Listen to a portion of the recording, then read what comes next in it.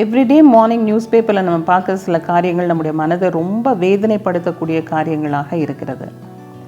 நம்முடைய சமுதாயத்தை பொறுத்த வரைக்கும் ஒரு சிலர் ரொம்ப உயர்ந்த கார்ப்பரேட் கம்பெனி பீப்புளாகவும், ஒரு சிலர் ரொம்ப தரித்திரத்தில் வாழ்கிற மக்களாகவும் இருக்கிறார்கள். ஆனால் அந்த தரித்திரனை அதிகமாய் ஐஸ்வர்யவான் மிதித்து அவர்களிடத்திலிருந்து அதிக சுமைகளை சுமத்தி, முக்கியமாக டேக்ஸ் விஷயத்துலலாம் நீங்கள் பாருங்களேன், ரொம்ப கல்விக்காக வாங்கின கடன்கள் பண்ணப்படுவதில்லை. அண்டு டிராக்டர் வாங்குறது, சின்ன சின்ன ஃபார்மர்ஸுடைய வேலைகள், மீனவர்கள் போட் வாங்குறது, இதுக்குரிய கடன்கள் எல்லாம் ஒரு நாளும் தள்ளுபடி பண்ணப்பட்டதில்லை. ஆனால் பெரிய பெரிய கார்ப்பரேட் கம்பெனிகளில் இருக்கிற கடன்கள் அதிகமாக தள்ளுபடி பண்ணப்படுகின்றது.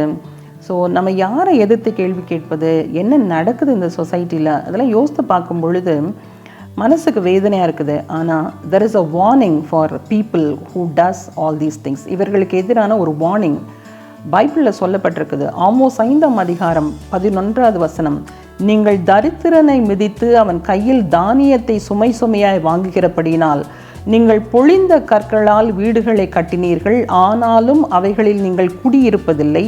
இன்பமான திராட்சை தோட்டங்களை நாட்டினீர்கள், ஆனாலும் அவைகளின் ரசத்தை நீங்கள் குடிப்பதில்லை. உங்கள் மீறுதல்கள் மிகுதி என்றும் உங்கள் பாவங்கள் பலத்ததென்றும் அறிவேன்.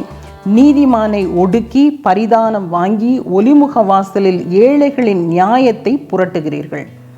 ஸோ இந்த உலகத்தில் நீதி ஸ்தலத்தை கண்டேன் அங்கே நீதி இல்லை, நியாயஸ்தலத்தை கண்டேன் அங்கே நியாயம் இல்லைன்னு சொன்னது போல் ஏழை எளிய மக்கள், நம்முடைய வாழ்வாதாரத்தை உயர்த்துகின்ற ஃபார்மர்ஸும் மீனவர்களும் சிறு குறு தொழிலாளிகள், வேகாத வெயிலில் வெந்து கஷ்டப்படுகின்ற அந்த தரித்திரனுடைய வாழ்க்கையை மிதித்து இன்றைக்கி ஏர் கண்டிஷன் ரூமில் பெரிய பெரிய கம்பெனிஸ் வச்சு நடத்துகின்ற, பெரிய பெரிய மால் வச்சு நடத்துகின்ற ஜனங்கள் இவர்களுடைய வாழ்வாதாரத்தை மிதித்து போடுறாங்க. ஆனால் தேவன் சும்மா விட மாட்டார். நியாயத்தை எட்டியாக மாற்றி நீதியை தரையிலே விழ பண்ணுகிறவர்களே அவரை தேடுங்கள். ஸோ கர்த்தரை தேடுங்கள், அப்பொழுது பிழைப்பீர்கள், இல்லாவிட்டால் பெத்தேலில் இருக்கிற ஒருவராலும் அவிக்கப்படாத அக்னி யோசேப்பின் வீட்டில் பற்றி எரியும் அப்படின்னு வசனம் சொல்லுது. அப்படின்னா நீங்கள் எங்கே ஓடினாலும் தப்பிக்க முடியாது.